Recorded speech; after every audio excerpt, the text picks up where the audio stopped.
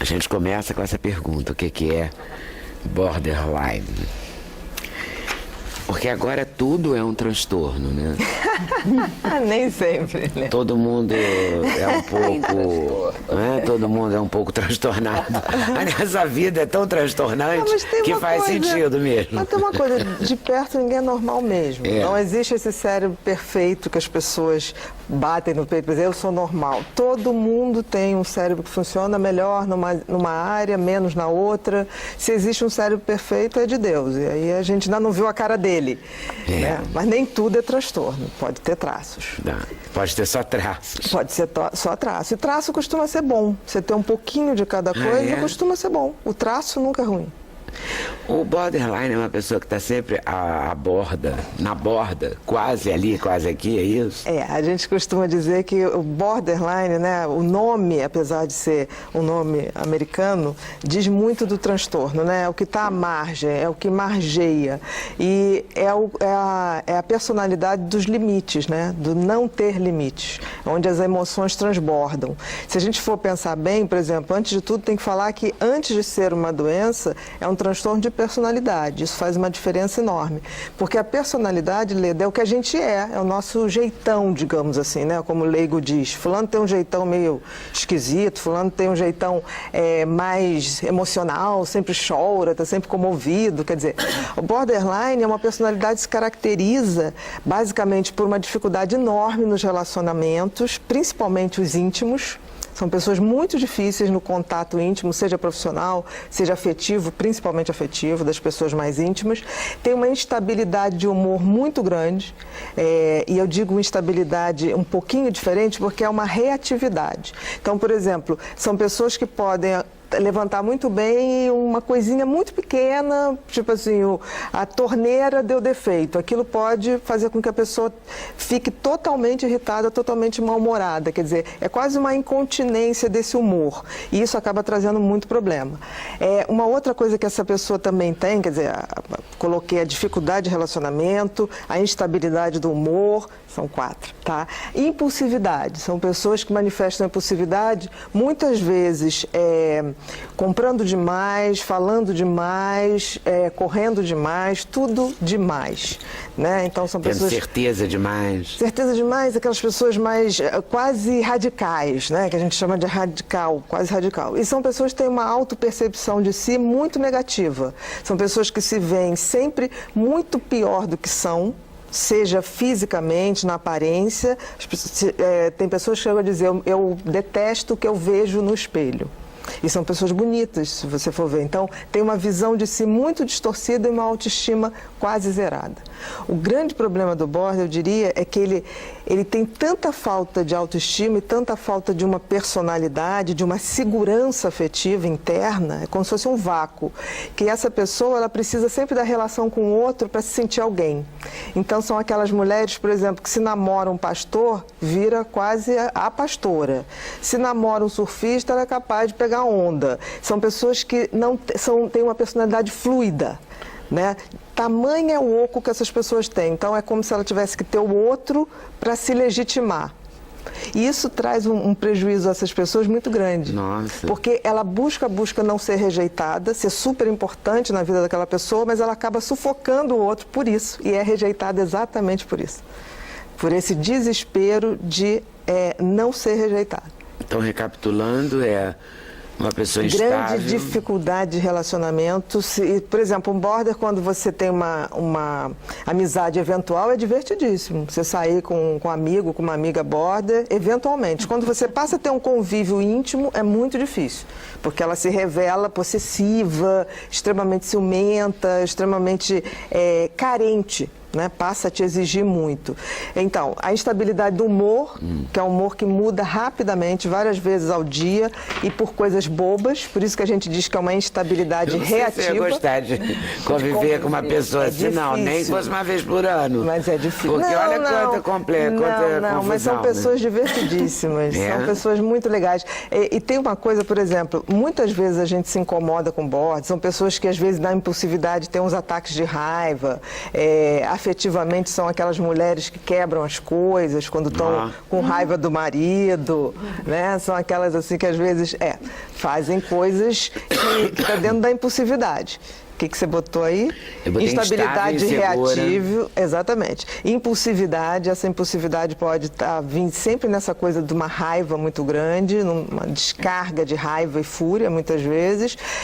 Uma autopercepção péssima, a pessoa se vê muito pior do que ela seja, tanto na questão material quanto na questão da autoestima, né? E também a disfuncionalidade, principalmente nos relacionamentos. Quanto mais íntimos, maior a disfuncionalidade. Sofre muito, sofre e faz sofrer. Isso é super importante. Agora, diferente do psicopata, que é outro transtorno de personalidade que eu já falei aqui, o psicopata ele faz mal ao outro porque ele não tem sentimento nenhum. Então, ele seria 100% razão, 0 emoção. O border é o contrário. Ele é 100% emoção e 0 razão.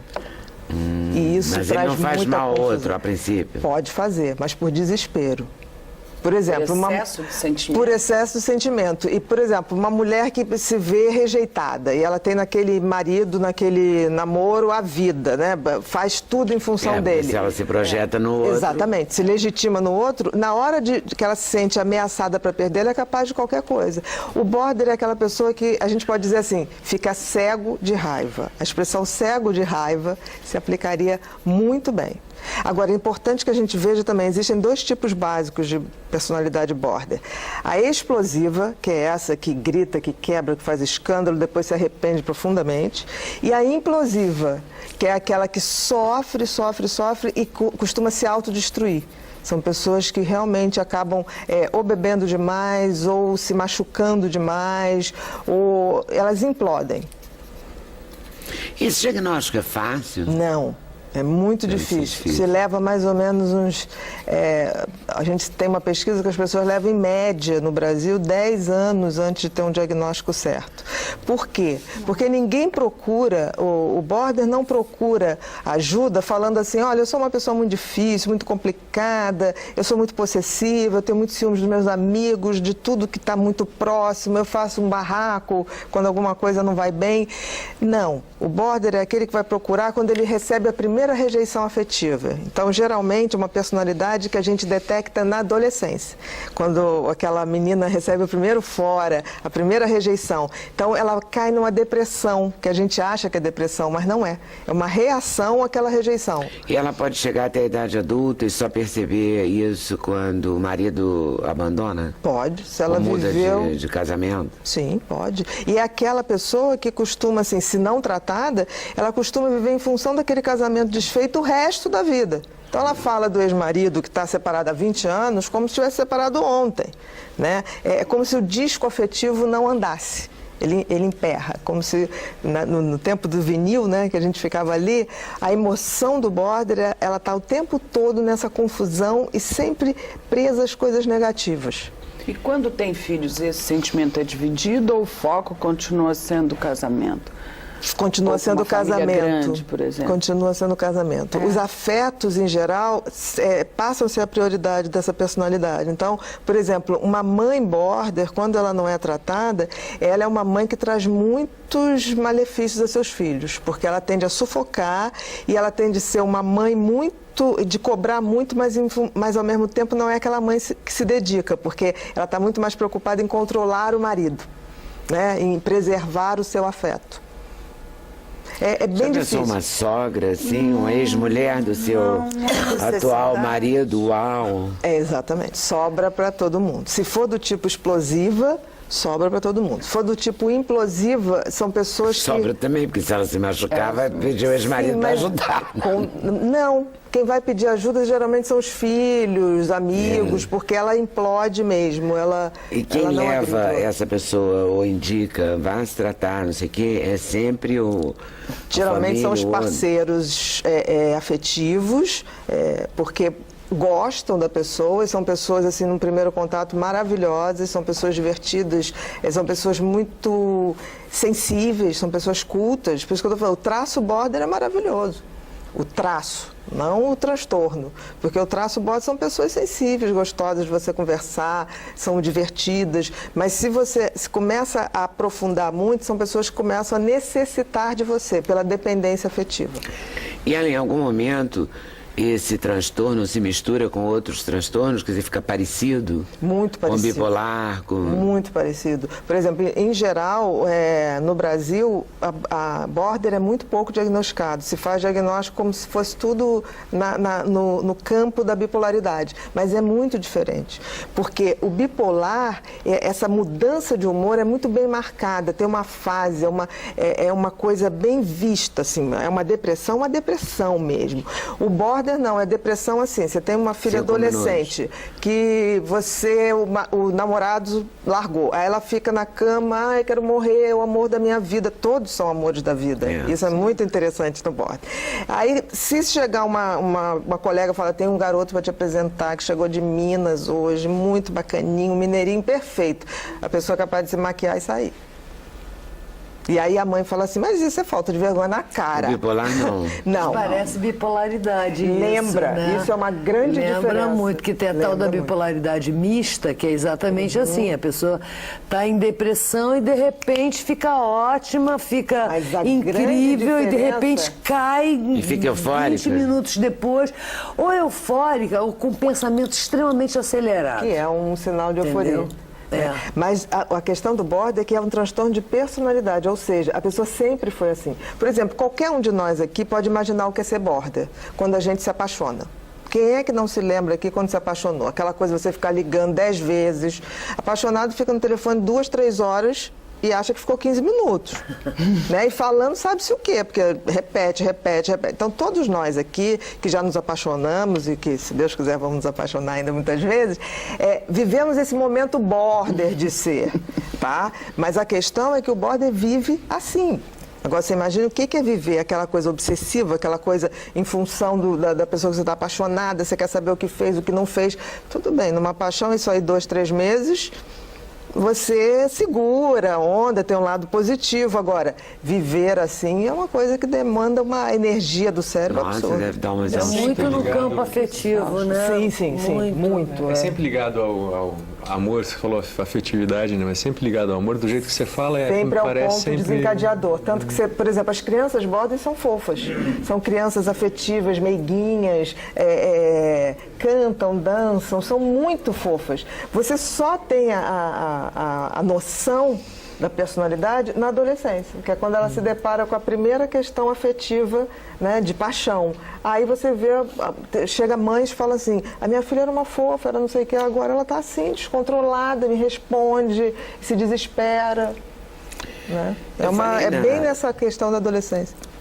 Eu falei na abertura do programa que você tinha pessoas de ficção, personagens de ficção e pessoas famosas, personalidades, no livro. Sim. Você arrisca um diagnóstico ou são pessoas já que tiveram um diagnóstico de borderline? Todas as que eu botei no Brasil as pessoas não se declaram, eu mantenho esse respeito. E então eu fiz tudo isso em relação às pessoas conhecidas que se declaram. Né? A Winona Ryder se declara, a própria... aquela... Gente, a Angelina Jolie, a Amy... Né? A Amy foi muito engraçado que quando a Amy morreu em agosto, eu tinha escrito a parte dela em março do ano passado. Né? E foi muito engraçado que um amigo meu me ligou e falou assim, olha, você começa a calar a boca, porque toda vez que você escreve uma coisa, as coisas acontecem. Ninguém falava de bullying, você escreveu bullying e aconteceu. Agora a Amy morreu. Aí eu falei, foi no finalzinho que eu tive que trocar só, porque eu botei no final antes, que assim, que... provavelmente ela teria uma vida curta. Ela vai morrer cedo. Pela intensidade, exatamente. E infelizmente a gente teve que botar aqui. E Tony Curtis? Porque você nunca soube, assim, de...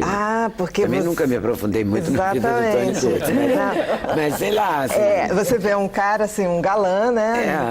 Parecia tudo bem, né? Mas ele tinha uma coisa, as declarações dele são tão interessantes, Leda, que ele fala assim, eu tinha que conquistar várias mulheres ou várias pessoas, não que eu